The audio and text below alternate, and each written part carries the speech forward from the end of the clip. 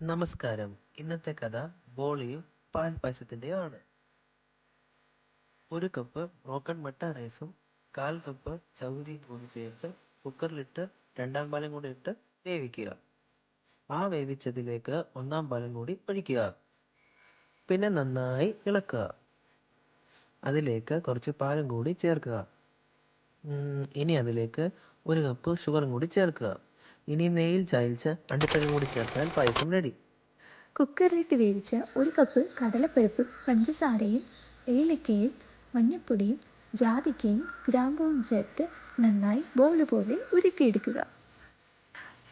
പിന്നെ മൈദ 2 കപ്പും മഞ്ഞൾപ്പൊടിയും ഉപ്പും എണ്ണയും ചേർത്ത് കുഴച്ച് മാറ്റി വയ്ക്കുക, ഒരു അരമണിക്കൂറെങ്കിലും. ഇതെനിക്ക് പഞ്ചസാര കുറഞ്ഞുകൊണ്ട് പഞ്ചസാര ചേർത്തതാണേ. ഇനി ഈ 2 മിക്സും കൂടി ചേർത്ത് ചപ്പാത്തി പരത്തുന്നത് പോലെ പരത്തിയെടുക്കുക.